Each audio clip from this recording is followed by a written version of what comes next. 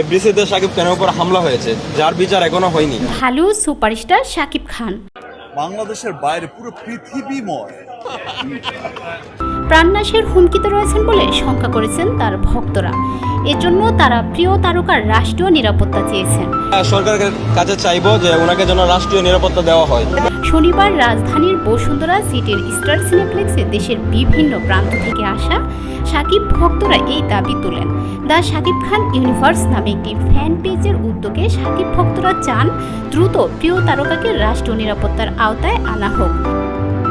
এ সময় তারা বলেন, সম্প্রতি তাবিজ ফারুক নামে এক শিল্পী অনলাইনে একটি ভিডিওতে বলেছেন শাকিবের স্টারডমে অনেক আর্টিস্ট অকেজো হয়ে পড়েছেন, বেশিরভাগ শিল্পী তার স্টারডমে জ্বলে। এই প্রতিহিংসার কারণে যে কোনো সময় শাকিবকে মেরে ফেলতে পারেন প্রতিহিংসা পরায়ণরা। শাকিবের স্টারডমের হিংসায় অনেকেই সমালোচনা করেন নায়কের।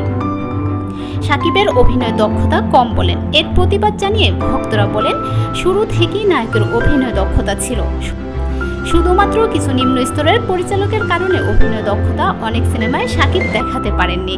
সোশ্যাল মিডিয়ার প্রসঙ্গ তুলে শাকিবিয়ানরা বলেন, নায়কের ফলোয়ার নেট দুনিয়ায় অন্য ঢালীয় সেলিব্রিটিদের চেয়ে কম হলেও প্রেক্ষাগৃহে শুধুমাত্র তার সিনেমাই হিট, এতেই তার জনপ্রিয়তা প্রমাণ হয়।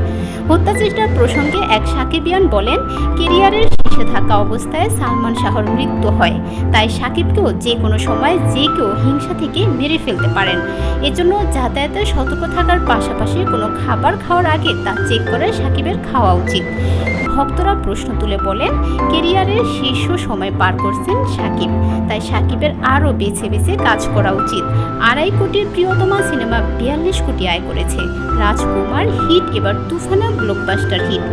এই ইন্ডাস্ট্রিতে শাকিব ছাড়া এমন কোনো নায়ক আছে যার সিনেমা এত হিট?